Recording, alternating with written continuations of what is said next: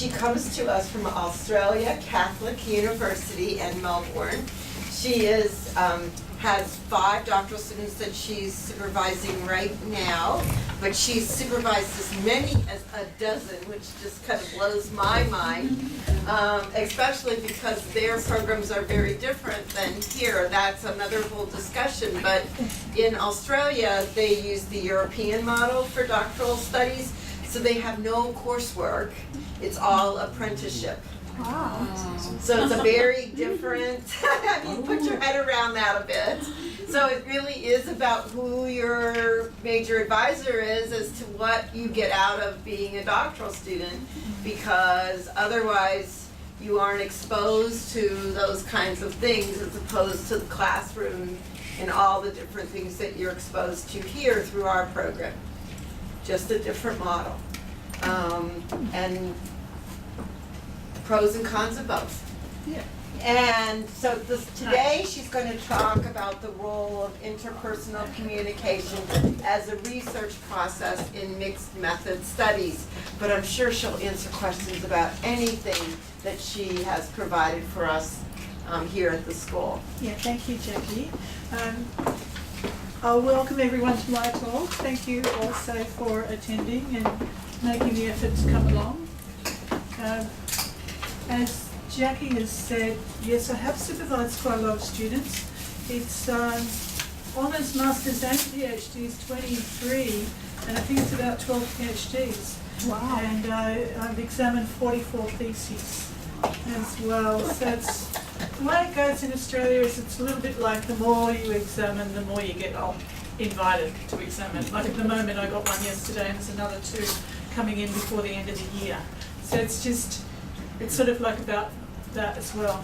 A little bit of background on myself. My job is a research professor of nursing at Australian Catholic University in Melbourne, which is in the south of Australia, not South Australia, but in the south of the country, in Victoria. And I've been working there for 5 years. It's a 5-year contract. But before that, I was working at the Southern Cross University in far north New South Wales for 22 years as an associate professor there. My job is predominantly research. When I took the job 5 years ago, it was research only. 1 year into the contract, all research professors were actually asked to do teaching as well. So I do a little bit of teaching. I actually love to teach, so it's not an issue for me. So at the first presentation I did yesterday, I had a few front slides which were on my actual research profile. I haven't actually got these on this one. But what I'll do is I'll make a copy of these slides available to you, and I'll also front end those slides. So you'll see at the beginning it shows my 8 current research projects. It shows my current publications for 2003 and into 2014, sorry, 2013 into 2014 already, and it also shows the ones that are under consideration, and it also shows the ones that I'm hoping to get written before I finish my contract in February, which is a mammoth effort. It's another 14, so we just see what's possible. So anyway, look, it gives you a greater feel of me when you see the type of work that I'm doing, and just to let you know, a lot of my role is actually mentoring junior faculty. So people who don't have their PhDs or do have their PhDs. In Australia, the first 5 years after you have your PhD, you're known as what's called an early career researcher.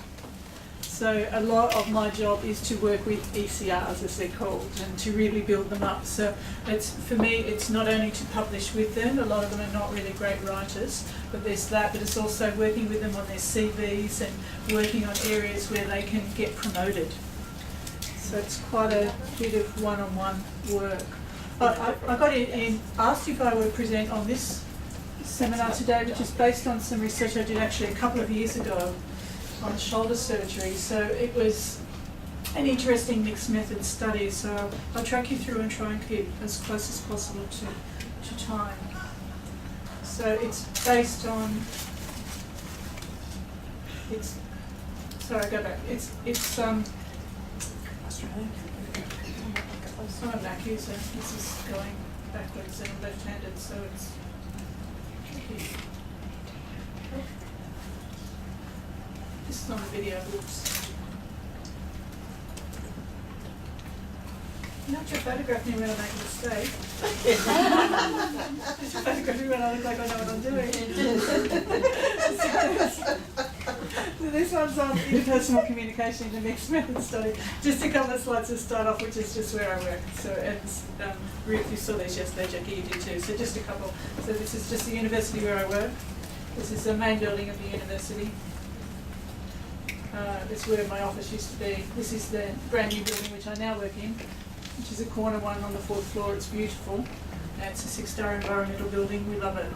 It's so feng shui designed, and there's big focus on the environment, and it's really gorgeous. I say I get to do good work there. There's no air conditioning. No air conditioning, nothing. Everything is environmentally designed. This one here is so smart. This is our rooftop garden, the way that they sort of designed it. Opened in September last year. So it's like flush with many trees and plants. It's beautiful. It's really relaxing space.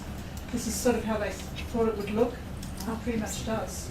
There's lots of parties that occur up here too. Usually farewell parties. Oh, it's a pretty fun school, as you can see here. This is part of the Christmas decorations and looking out from the nursing floor. This is the Faculty of Health Science Professoriate. It's actually a really big school. I honestly don't know how many people. I'm thinking there is about 80, but this is just the professoriate. So there's Michelle Campbell, she's our dean. The red curly hair. There's me behind. I like the picture, the person who took the picture. I'm quite shy in photos. Anyway, so there's the team, and this is what I mean by the slick lines. So this is what the offices look like. So actually mine's just got clear glass, but a lot of them have got this concealed glass. This is Robin Ogle, she's my research fellow. There's me, and there's Kate Kay, and she's my research assistant. So the three of us work together quite a bit. Now, I had the advantage of being in your talk yesterday, and one of the things that was talked about in her talk is her atmosphere of her office. So where is your art in your office? Oh, okay, yeah. So some of my art is there, but you can't see it because of the way the picture is. Uh-huh. So yeah, I'm also a digital artist. Sorry, I forgot to say about my qualifications. So what we call in Australia a registered nurse. My specialty is neuronursing, and then after that I did a Bachelor of Arts degree in Psychology and Sociology, a Master of Health and Personnel Education, and a PhD in Sociology of Emotions. Some years later I started to really work in art, as I was what Ruth's referring to now. I developed an art model out of my ethnographic research. Ethnography is actually my most favourite work. I'm primarily a qualitative researcher. And if I sit down, will you see me? Yes, yeah. Okay.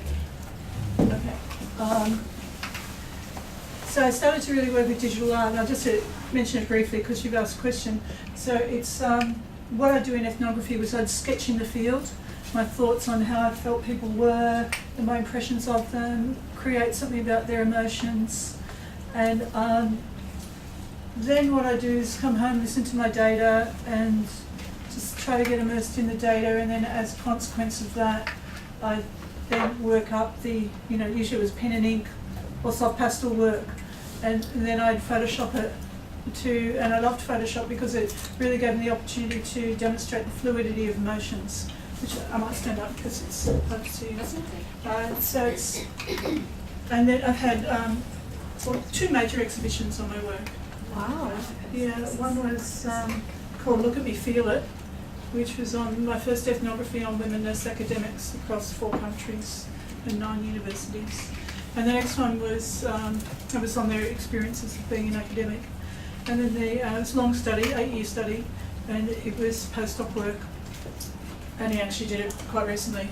I finished the work in about 2004. And then following that, I did another study on hope, optimism and resilience, which was triggered by the first one because many people actually were so interested in hoping their workplace was going to get a lot better. So I sort of went back to some places I'd been to before and to new places and looked at the issues of hope, optimism and resilience. So the next exhibition was called Hope, Through the Looking Glass, just playing on my name, so like the lens through ethnography. So I just go ahead.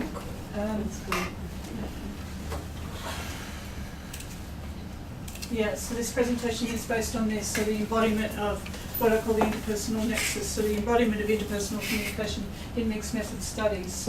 So looking particularly at the qualitative findings. So well, what we think is really critical is that participants' expression of their subjectivity is central to qualitative research. So I think we all probably would agree with that comment there and statement, and that it's without contention that qualitative researchers acknowledge how integral research processes are to the research project. However, it's also my contention that often in mixed method studies, that people don't really focus on the process, because it's like, it's often like a quantitative study with a little bit of qual, rather than the other way around. So, despite agreement of the above assumptions, challenges remain, I believe, for novice and experienced researchers about how to conduct mixed method studies. And as a way of background, when I conducted this research, I was working in Australian Catholic University, but I was in what we called a joint appointment. So I was also working with a hospital as well, and I was heading a nursing research unit. And at that time, they wanted at the hospital, they wanted a lot of studies done quite fast. They didn't really know that much about research, but they wanted studies done to just fix things, and this was one of them. The shoulder one was to fix things. It was to get people discharged quite quickly. They didn't want to use PCA, so patient-controlled analgesia. They didn't want to use that because people are getting sick and staying in hospital for longer, so they wanted to get them out fast because these private hospitals cost them a lot of money.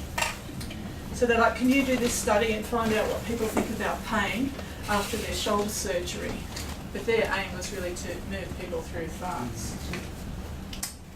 I'm qualitative researcher, so of course, I wanted to talk to people and get to know their experiences, not just tick the box on the questionnaire.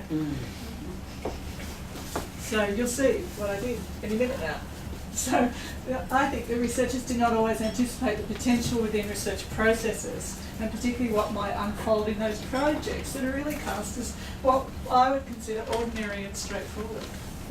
What people would say, it's just this quick study, just do this. And even before I'd done the ethics, I actually worked quite fast, but even before I'd done the ethics, the director of nursing was saying, have you done that study yet? Like it's just a minute's job.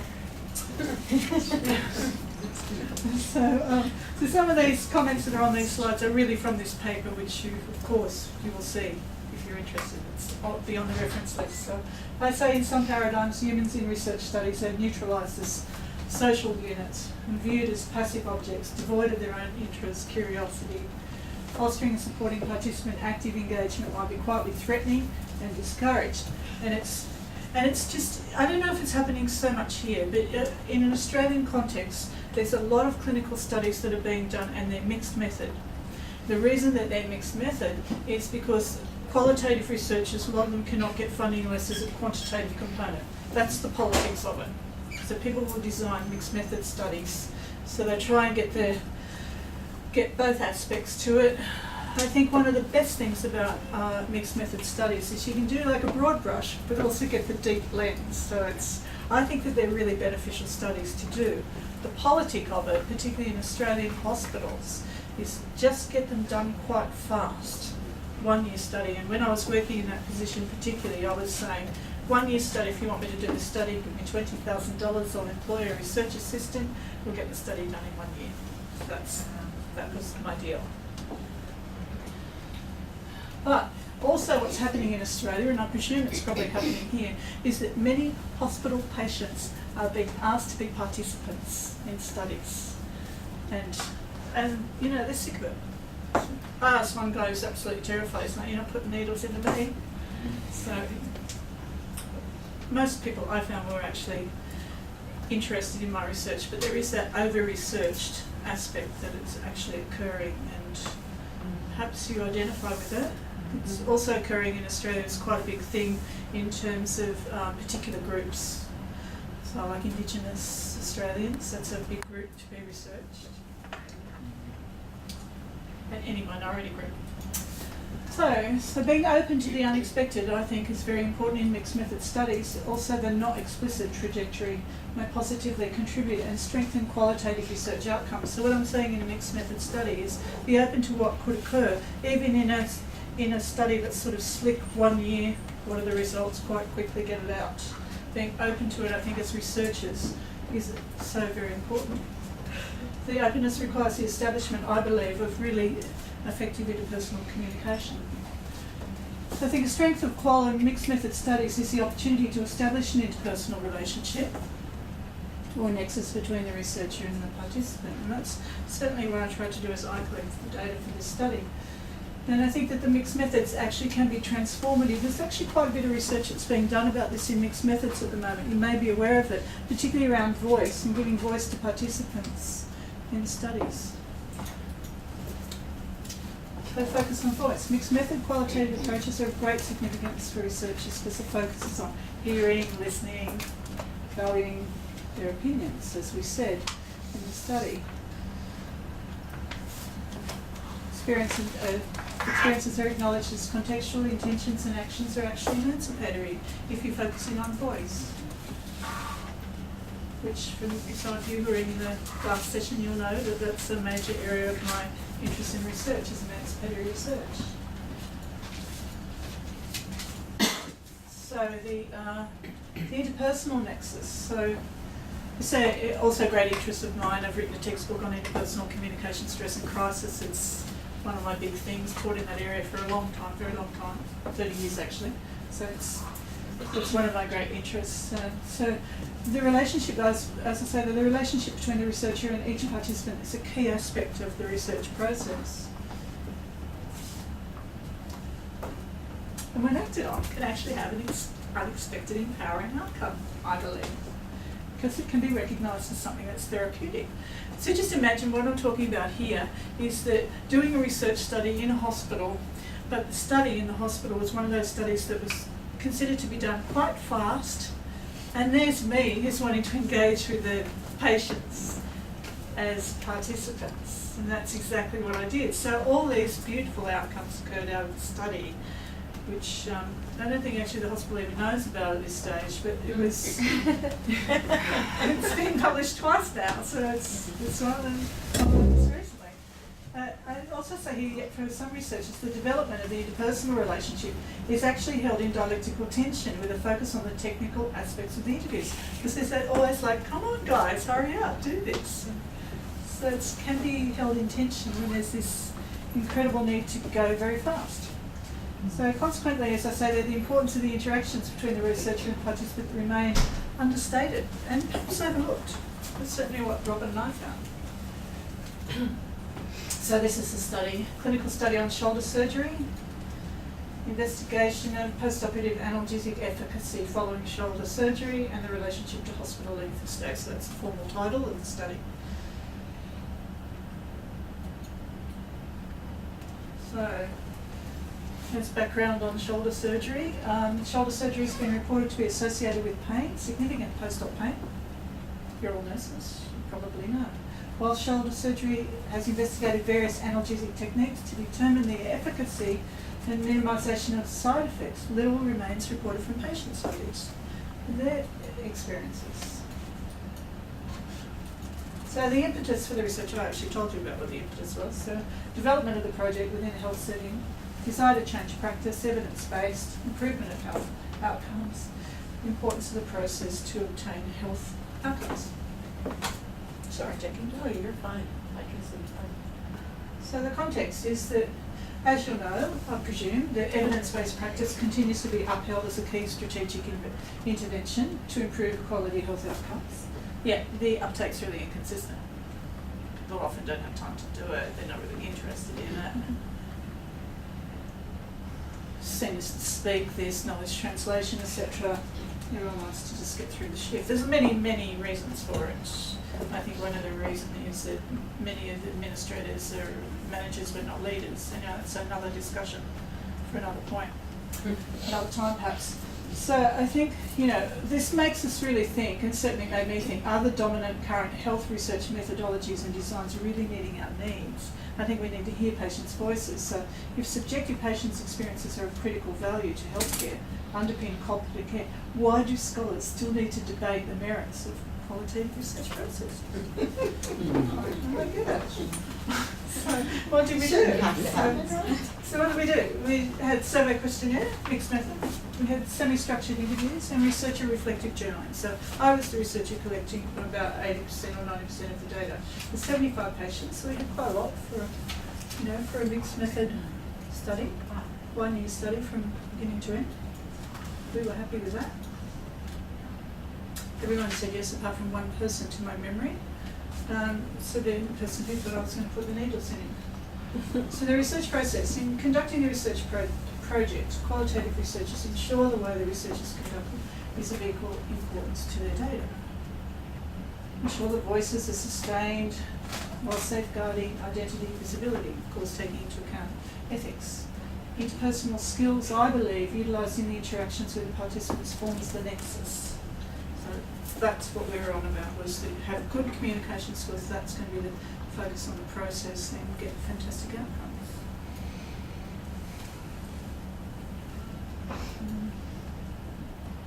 So just seeing the process in action. So it involved, I think, situating self in the setting as a researcher person, awareness of the embodiment of interpersonal communication. So it's meaning like really focus on the communication, see myself as a researcher but also a person. Or should I say, as well as a person. Awareness of my preconceived ideas, intrusive curiosity and the power within. So I was looking at, what did I think about shoulder surgery? Actually, I didn't really know very much about it. I'm a neuro nurse. So I didn't know that much about it. One of the things I did think was that I didn't think that many people would be interested in it. I thought it was, in a way, a bit of a daggy study. You know, I didn't think that many patients would really, when they're having their surgery over 1 to 5 days, the hospital stay, would be that interested in participating. So that was one of my assumptions. So did you just write them down, or just do the process of being aware of them, or did you do like in phenomenology where you bracket them and all that? No, I didn't do any bracketing, and I didn't really use a theoretical framework as such. Okay. It's primarily really a qualitative descriptive study, Okay. which incorporated the quantitative component. So there wasn't a theoretical frame that, I mean, if there was to be a theoretical frame on it, probably now if I was revisiting it, I'd say the theoretical frame was really Interpersonal Nexus. Yeah. So I prepared for Watch and Neglect. Some of you are aware of this from my previous talk, preparing for Watch and Neglect, as well as what to take into account. Now this is critical, I think, and perhaps many of you will identify with this, because as I think as a health professional, when you're doing research, you go into a space and you feel like you know it. It's just that whole knowing thing of being a nurse. Doesn't mean you know actually how to do everything while you're in that space, but there's a real knowing, I think, and it's very pervasive. And it's interesting, I was just at the American Academy meeting the other day and I wasn't really there for the meeting, I was there for a meeting, which was part of it, but not the whole thing. I had a sense of really knowing the space, the people. There's that thing about nursing and also health that you go in, even if you're visiting somebody, and you know it. It doesn't mean you're arrogant about it, but there's that really sense of knowing.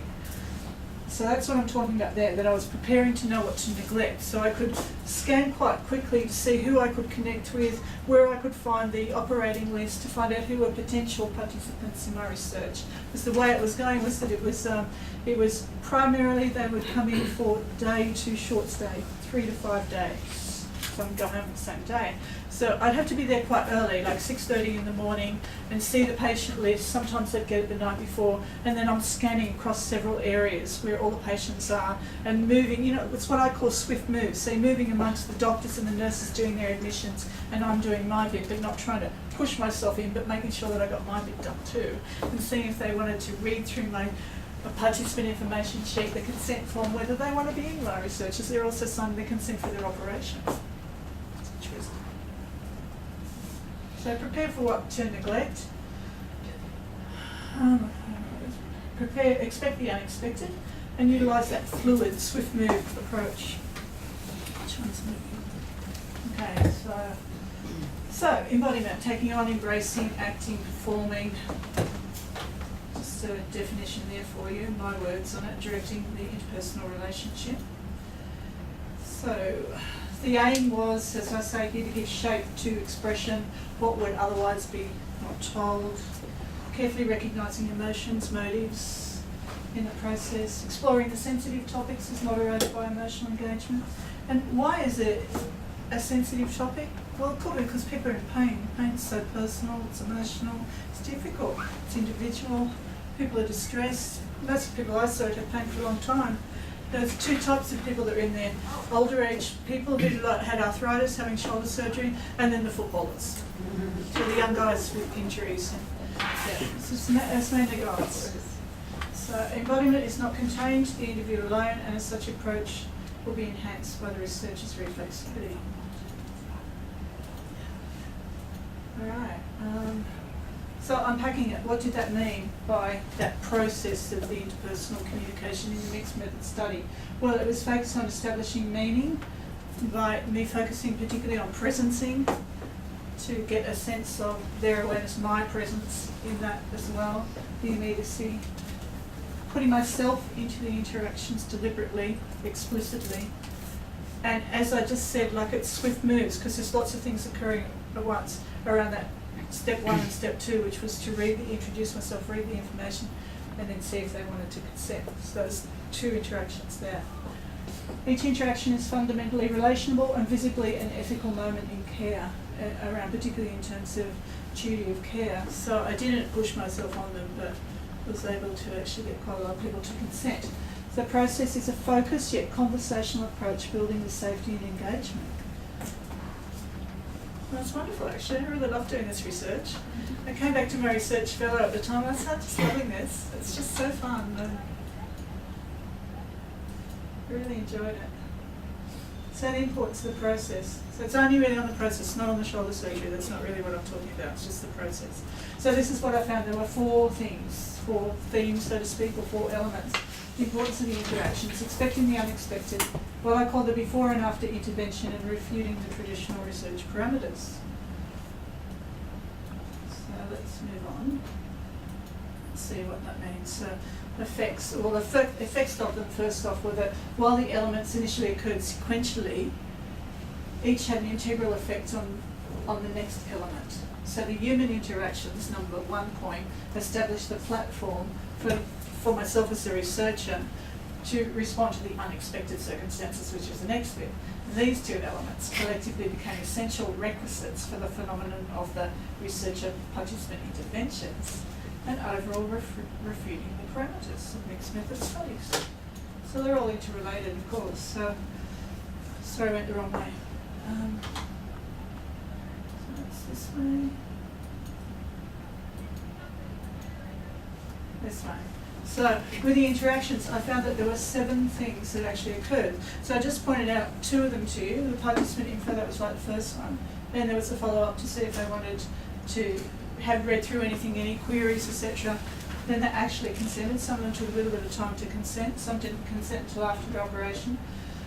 There's a follow-up to that. There was a survey questionnaire which they did afterwards, just before they left the hospital. There's a follow-up again, semi-structured and semi-structured interview. So these were like my in-person interactions, so at least 7. Now, did you do all of the contacts? So Yeah. your research assistant didn't do any of this? No. So it's just all you creating the relationships? I did about 80% of the interviews. Okay. I had somebody start in the job and she didn't finish in the job. She had her own personal stuff, totally unrelated to the job, loved the job. So, yeah.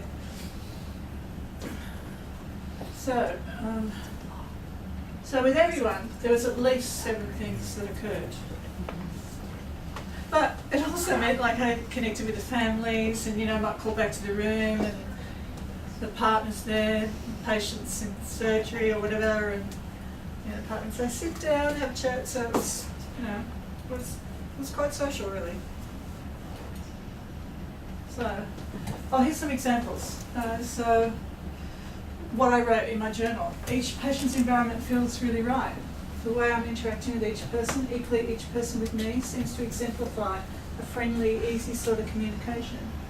I know I've consciously attempted to ensure each person feels relaxed and is able to ask any questions whenever they feel like it. However, this action reaches another dimension when it works this way. So I'm really interested in this work. not only that, they're interested in what I was doing, and it will come out in the next few slides. So I say, even though each participant's about to have surgery, or they're just adjusted their first day post-operatively, they want to engage and talk about themselves, something about their pain, the effects of their surgery, or something totally unrelated.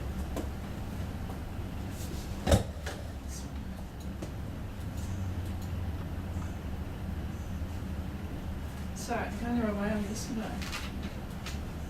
Apologies. This one. So it was sort of about building trust as well, that consistency with the engagement, and I think they liked that. It was the same person, like, oh yeah, you're the researcher, you know, so it was like that, they liked that. So I was like, participants were pleased to see me back, asking where I'd been, what I'd been doing, repeatedly they seemed interested. While I had a strong desire for this to occur, I was still surprised that as many participants were interested in this project, because as I said, I thought maybe it was a bit dirty. So often they asked how many participants, a bit like a research team, they're like, how many people have signed up? So after what I was finding, when I was able to respond by saying the interest is increasing, how many new participants had consented, this engagement seemed to create a dialogue. So whilst I needed to be conscious of what I shared in terms of obviously confidentiality, the ethics of the process, protecting participants, that sharing that I did seem to create the environment necessary for participants to openly share how they felt, how they're managing their pain, ask for my opinion on their progress. So that's another issue. That's how you deal with that as a nurse. See, so I couldn't say my opinion because I'm not there as their nurse, as you'll know. This is sort of like the dialogue that sort of occurred, and they go, oh, you're a professor of nursing. No, they have my card. Oh, you're a professor of nursing. Where do you work? A hospital, university? And it's just examples of the way that it continued. Do you like your job? Where do you live? Those sort of things. Why do you want to research this topic? Do you have funding for it? Have I had a shoulder injury? Lots of people ask me if I've had a shoulder injury.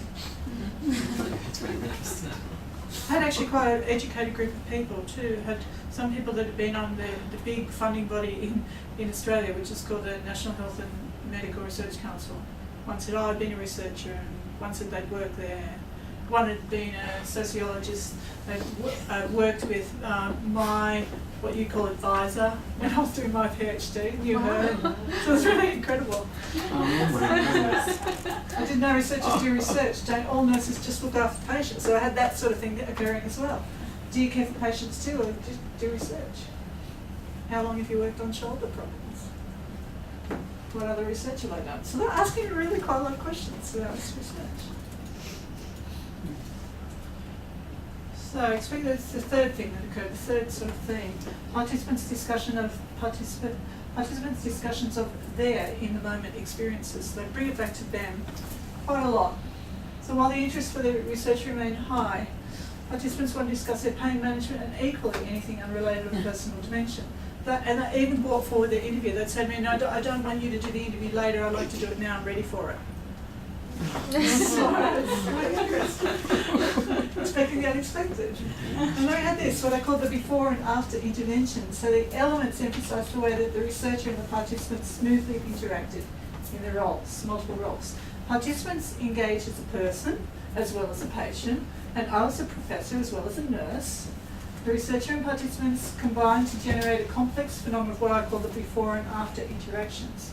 Before, there was just a project, a researcher, and possible participants. Then there was a collaborative ethic of care. It was so interesting. I loved the project, as I said. So this is what I thought was occurring. So we had like patient as participant, patient as person, professional as researcher, professional as professor, and professional as nurse. So they're all interesting because they're all related to how you do mixed method studies in a hospital. Yes. Yeah, just a question about the intervention here. So can you make clear? Yeah, sure, thank you for that. What I'm meaning by this was the way that I related to the patients was like I could have called it like an implementation of doing the research, but I thought it was like an intervention in a way, so not like a health intervention. Like your first interview with them is the kind of the intervention, is that correct? The intervention is like the the whole research process, but before conducting the research. So each time I interact with them, it's like an intervention or an interpersonal communication moment. So that's what I was meaning by that. I thought it was like an intervention. And the reason for that was because I thought that what was actually occurring was that each time I interacted, more positive things came out of it. Each time I often went back, they often say, I've been thinking about it. What's happening? How are you going? Linda? It sounds like the study within the study kind of thing. Fascinating, yeah. Is your name Linda? Yes, remembered. Okay, so refuting the traditional parameters. Well, I think it reflected a rebuttal of traditional notions of collecting data. Revealed the stereotypical mixed methods were overridden by explicit participant engagement. And the participants had a strong desire to be involved, akin to a research partner. That's what I found. Because they're asking me how it's going all of the time. So the interpersonal process of researcher-participant connection strengthened the dialogues, I believe, too. Perhaps, you could argue it's because I'm an emancipatory researcher, so I really enjoy that. It's you. I was talking to some people, I was a visiting scholar at Victoria University, Wellington in New Zealand, and I was talking to them about this, and they're like, isn't it just like about you? Yeah.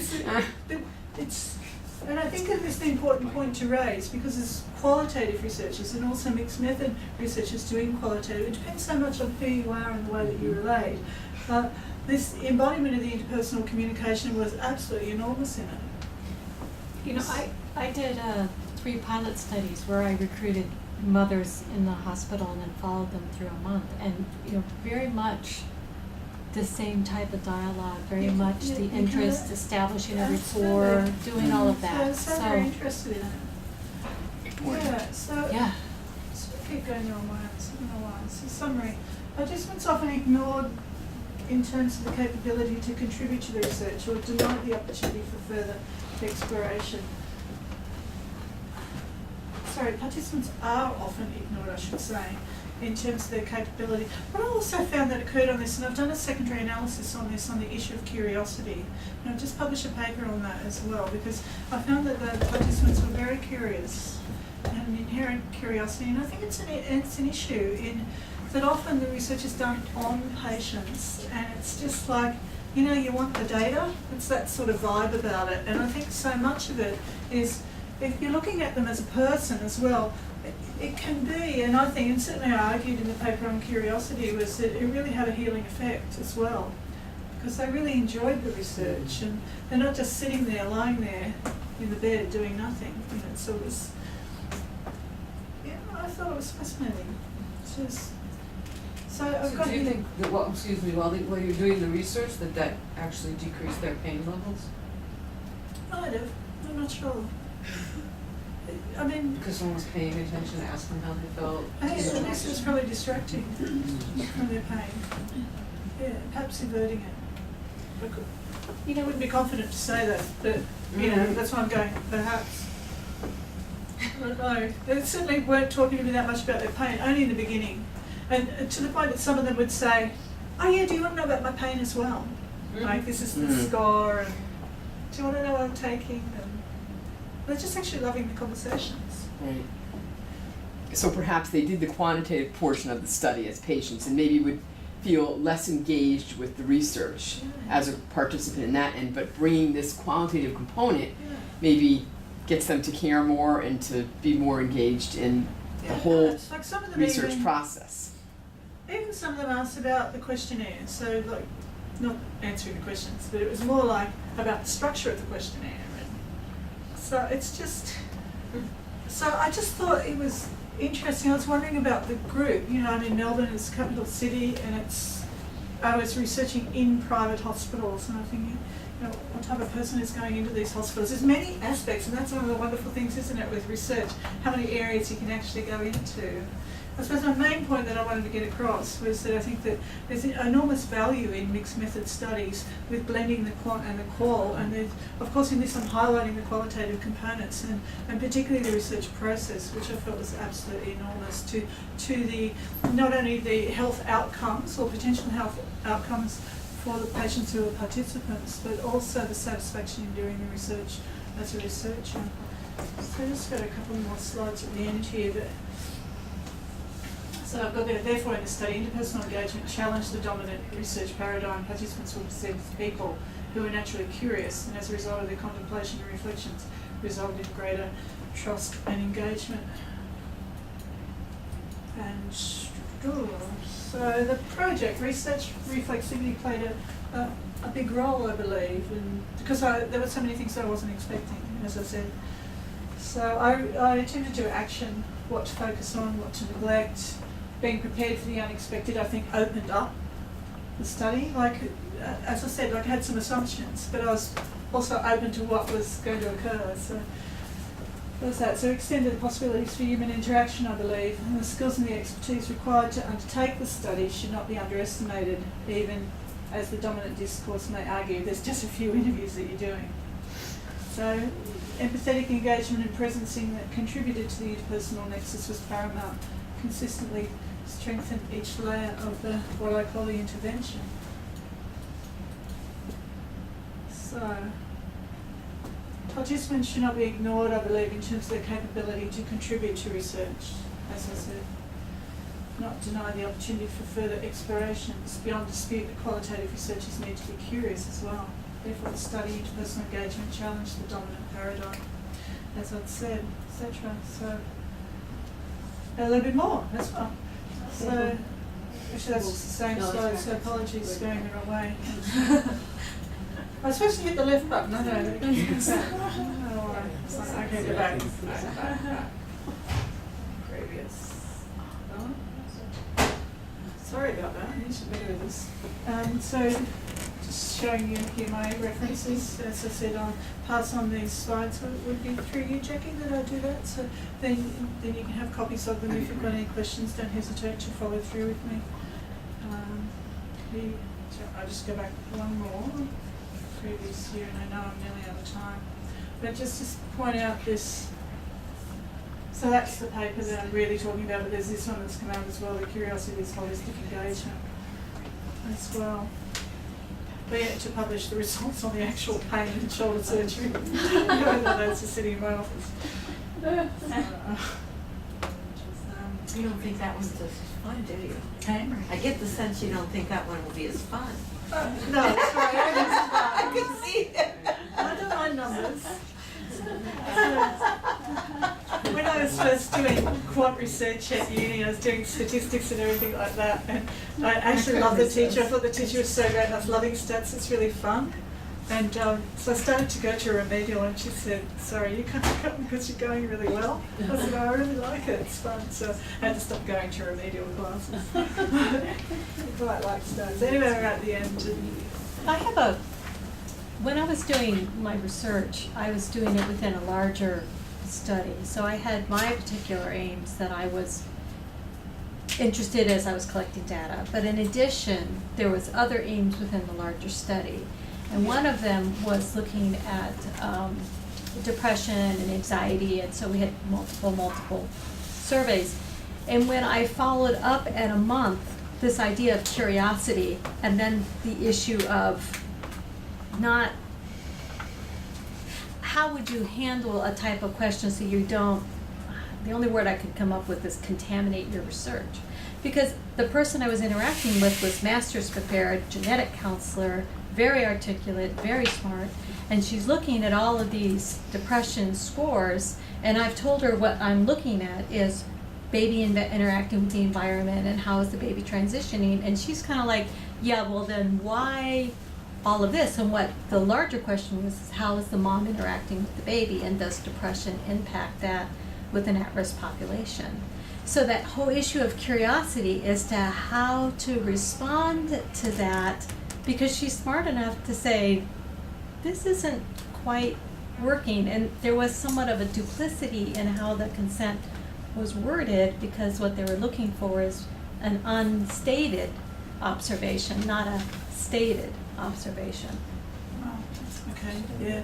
But I think there was several issues within that. One is that I think that it would be good to follow that through with the person who was heading the research on how to manage that. Which But we I had think some. that you cannot ignore the, as I'm saying, like, the participants, that they're not intelligent and interacting beings. I think the issue of contaminate, if it's a qualitative study, is not really there, so you could sort of delete it. You know, because it's It was qual and quant.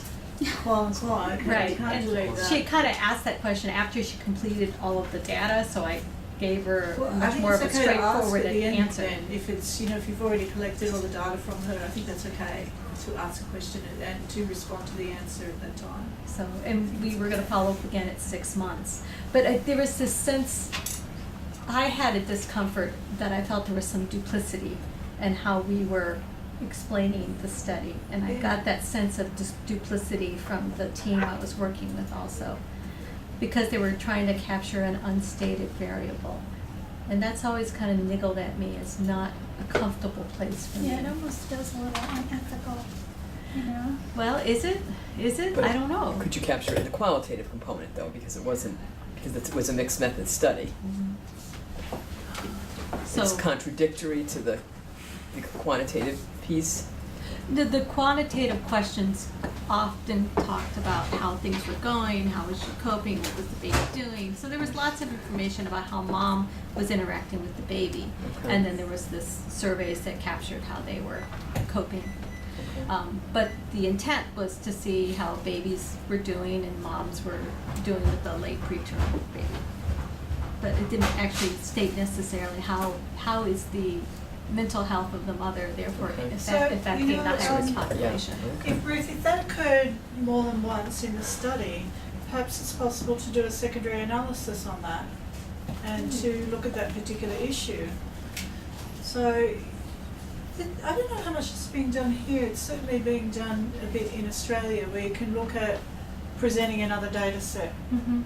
And so that could be one way that you could go forward on that Mhm. as well. So, That's certainly something to dialogue about, because we're in the process of getting all that data together and we're beginning the initial stated analysis. well, that's what I did on the curiosity. It was another data set on the shoulder surgery project looking at curiosity. So, and it came out of like discussing it with Robin, my research fellow, and we published the first article. And I said, I think this is actually a big issue. Let's go back to the data and consider it some more. So that's what we did, and then we published out of it.